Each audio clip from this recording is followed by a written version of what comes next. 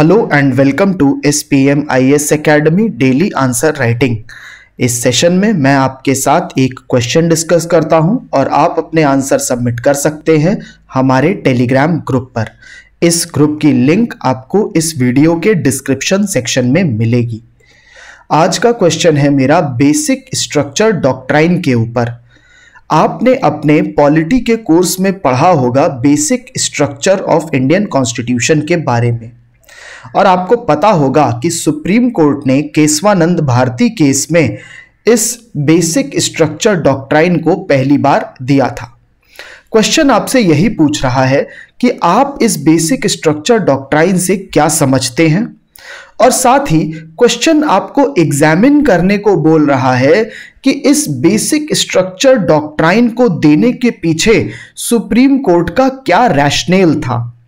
जब भी किसी चीज को एग्जामिन करने को बोला जाता है तो इसका मतलब है कि आपको उस चीज के जो बेनिफिट्स हैं और जो उस चीज की वजह से नुकसान हुआ है उन दोनों को ही बताना है।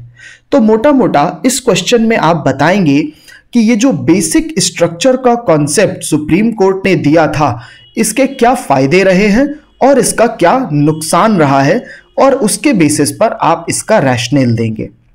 ये क्वेश्चन आपका पेपर 3 इंडियन पॉलिटी के लिए रेलिवेंट है, और इसके लिए दो रेफरेंस न्यूज़पेपर है। 7 सितंबर 2020 में सत्यजीत सर ने क्लियरली एक्सप्लेन करा है बेसिक स्ट्रक्चर डॉक्ट्राइन क्या होता है और ये कैसे आया है, कैसे हमारी इंडियन पॉलिटी का पार्ट बन गया ये, एंड देन इन 29 सितंबर ये कैसे अप्लाई हुआ है बेसिक स्ट्रक्चर डॉक्ट्राइन। इस क्वेश्चन में आप तीन चीजें मेनली आंसर करेंगे। आप इंट्रोडक्शन में बताएंगे कि बेसिक स्ट्रक्चर क्या होता है और आप इसे कैसे समझते हैं, कैसे ये अप्लाई होता है। इसके बाद आप बताएंगे कि इसका रैशनेल क्या है बेसिक स्ट्रक्चर डॉक्ट्राइन का, मतलब इसके क्या फायदे हैं, इसकी क्या रीजनिंग है, और उसके बाद इसका ये भी बताएंगे कि उसके क्रिटिसिज्म क्या होते हैं बेसिक स्ट्रक्चर डॉक्ट्राइन के। चलिए देखते हैं सबसे पहले कि इंट्रोडक्शन में आप क्या लिखेंगे, बेसिक स्ट्रक्चर डॉक्ट्राइन क्या होता है। जैसा कि आपको पता ही होगा कि बेसिक स्ट्रक्चर डॉक्ट्राइन इंडिया का जो जुडिशरी है उसका प्रिंसिपल है, और इसके हिसाब से बोला गया है कि हमारे कॉन्स्टिट्यूशन में कुछ ऐसे सर्टेन बेसिक फीचर्स हैं जिनको हमारी पार्लियामेंट ऑल्टर नहीं कर सकती है अमेंडमेंट के माध्यम से। तो आपको पता ही है article 368 of our Indian constitution empowers the legislature that it can alter और अमेंड द कॉन्स्टिट्यूशन। लेकिन बेसिक स्ट्रक्चर डॉक्ट्राइन का जो प्रिंसिपल है, जो कि सुप्रीम कोर्ट ने केशवानंद भारती केस में दिया था, उसमें पार्लियामेंट की ये जो पावर है कॉन्स्टिट्यूशन को अमेंड करने की, इसको लिमिट कर दिया गया और बोला गया कि आप अमेंड कर सकते हैं कॉन्स्टिट्यूशन को, लेकिन आप कॉन्स्टिट्यूशन का बेसिक स्ट्रक्चर नहीं डैमेज कर सकते हैं, आप बेसिक स्ट्रक्चर को अमेंड नहीं कर सकते हैं। देखिए, हमारा कॉन्स्टिट्यूशन एग्जीक्यूटिव को, जुडिशरी को और लेजिस्लेचर को तीनों को पावर देता है। आपको पता ही होगा सेपरेशन ऑफ पावर का प्रिंसिपल, इस पर हम आंसर भी लिख चुके हैं। कॉन्स्टिट्यूशन ही है जो तीनों लेजिस्लेटिव, एग्जीक्यूटिव और जुडिशरी, इन तीनों को पावर देता है। और एक और बात आपको पता है कि जो एग्जीक्यूटिव होता है वो कंट्रोल कर सकता है लेजिस्लेचर को, because it is responsible to the parliament. ये बात आपको पता होगी कि हमारा जो यूनियन एग्जीक्यूटिव है that is responsible to the Lok Sabha, और उसको लोकसभा में अपनी मेजॉरिटी प्रूफ करनी होती है।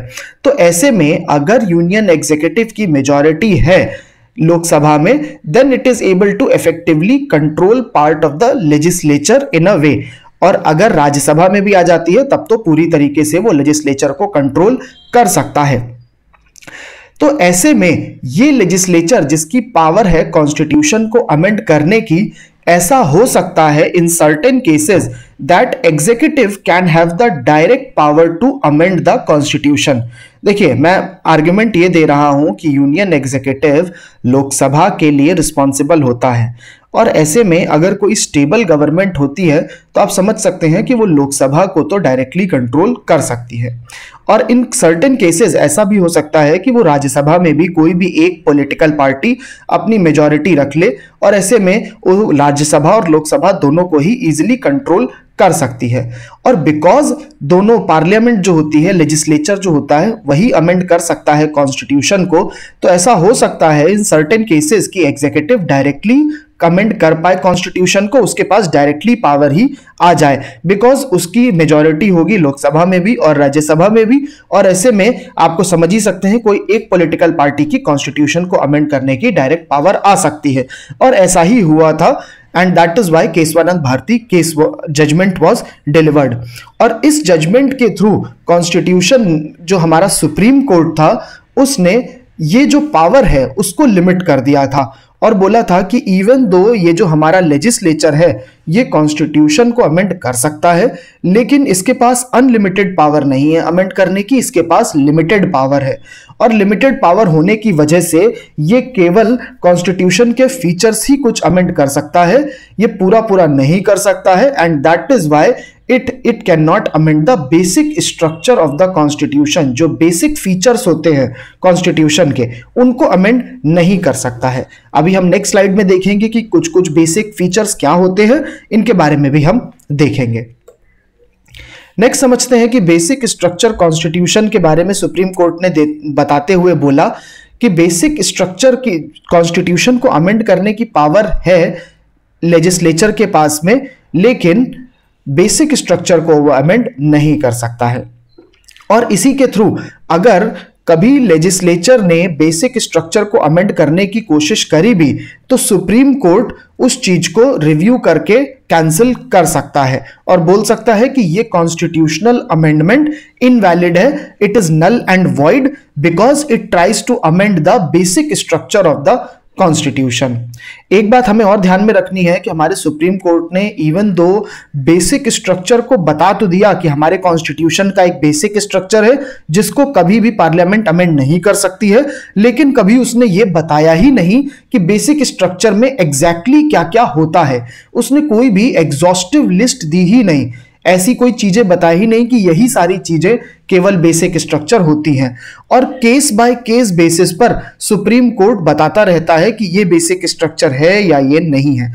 कुछ मैंने एग्जाम्पल दिए हैं, जैसे कि rule of law, independence of judiciary, separation of power, sovereign democratic republic, parliamentary system of governance, free and fair election, welfare state. इन सबको सुप्रीम कोर्ट ने समय समय पर माना है कि ये बेसिक स्ट्रक्चर का पार्ट है अलग अलग केसेस में, लेकिन अभी तक कोई एक लिस्ट जैसी नहीं दी है कि सिर्फ यही बेसिक स्ट्रक्चर होते हैं।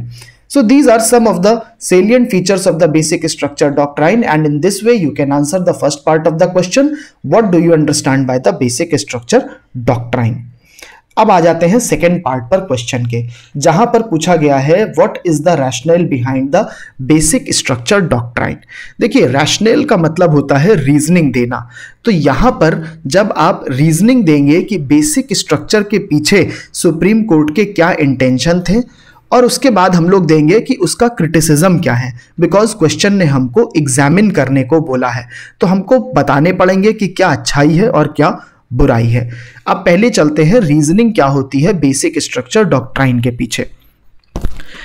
बेसिक स्ट्रक्चर डॉक्ट्राइन देने के पीछे सुप्रीम कोर्ट का एक सबसे बड़ा रीजन था कि अमेंड करने की जो पावर होती है और कॉन्स्टिट्यूशन को रीराइट करने की पावर होती है, ये डिफरेंट होती है।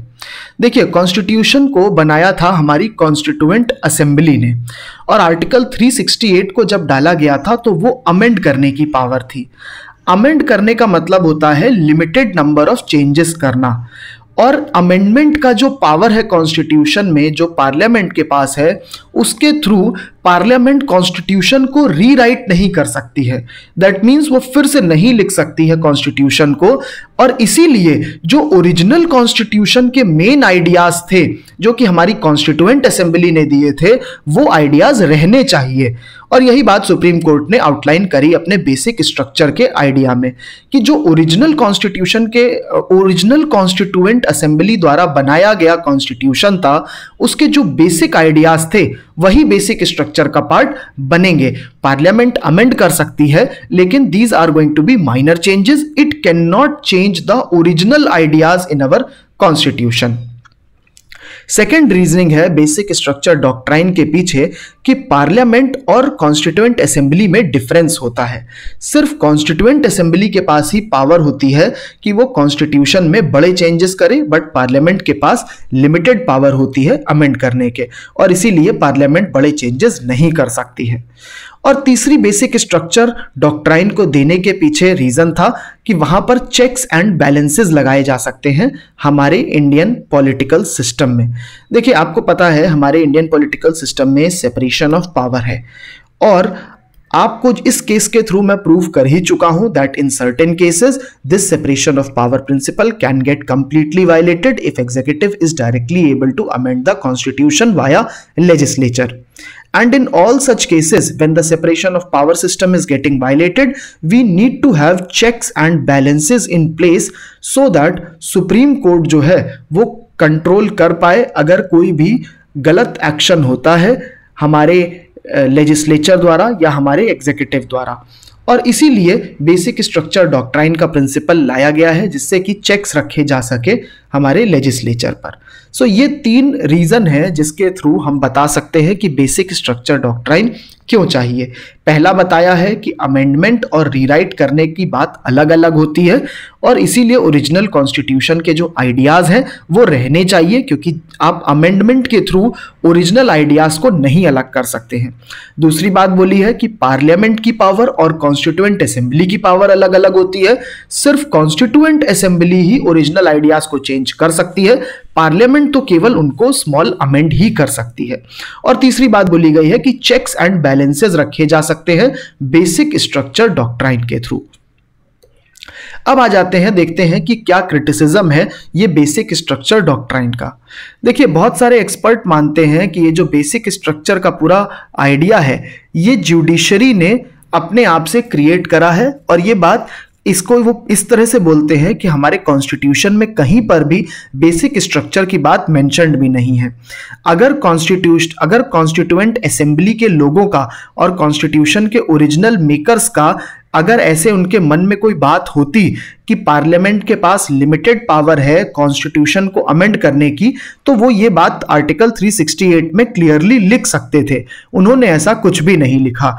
तो ये यूज करना जो सुप्रीम कोर्ट ने यूज करा है आर्टिकल 368 को, और बोला गया है अमेंडमेंट और रीराइट के बीच में डिफरेंस होता है, उसको इस तरह से इंटरप्रेट करा है, ये इंटरप्रिटेशन उतना सही नहीं है. बहुत से एक्सपर्ट ऐसा मानते हैं और वो कहते हैं कि ये जो बेसिक स्ट्रक्चर का आइडिया है ये सिर्फ जुडिशरी ने क्रिएट करा है अपने मन से, और इसी की वजह से सेपरेशन ऑफ पावर जो है वो डिस्टर्ब हो जाता है. दूसरा क्रिटिसिज्म है बेसिक स्ट्रक्चर डॉक्ट्राइन का कि बेसिक स्ट्रक्चर डॉक्ट्राइन के थ्रू जुडिशरी ने खुद को अनलिमिटेड पावर दे दी है. जैसा कि आपको पता ही है, मैंने पहले ही बताया कि बेसिक स्ट्रक्चर डॉक्ट्राइन की क्लियर डेफिनेशन तो कभी दी नहीं है सुप्रीम कोर्ट ने, ना ही कोई ऐसी लिस्ट दी है कि यही सारे फीचर्स बेसिक स्ट्रक्चर में आते हैं. और ऐसे में supreme court case by case basis पर जज करता है whether in certain case it is violating basic structure और it is not violating basic structure.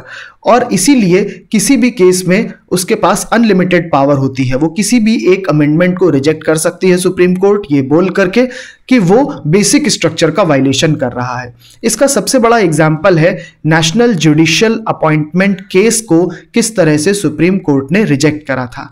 आपको पता है हमारी कंट्री में अभी जो हायर जुडिशरी है उसके अपॉइंटमेंट के लिए कॉलेजियम सिस्टम है, जिस कॉलेजियम का पार्ट होते हैं हमारे chief justice of India and 4 senior most जजेस, और यही कॉलेजियम होता है जो कि सुप्रीम कोर्ट के जजेस को और हाई कोर्ट के जजेस को चूज करता है.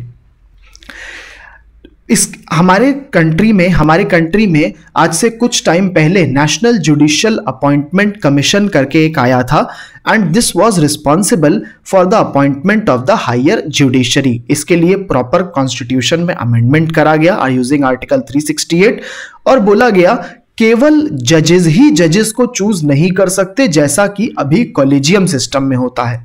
इसमें बोला गया कि जजेस को चूज करने के लिए नेशनल जुडिशियल अपॉइंटमेंट कमीशन में एग्जीक्यूटिव भी रहेंगे। आप देख सकते हैं union minister of law and justice was also part of this, 2 eminent people were part of this, Chief Justice of India was also part of it, this and 2 senior judges of the Supreme Court।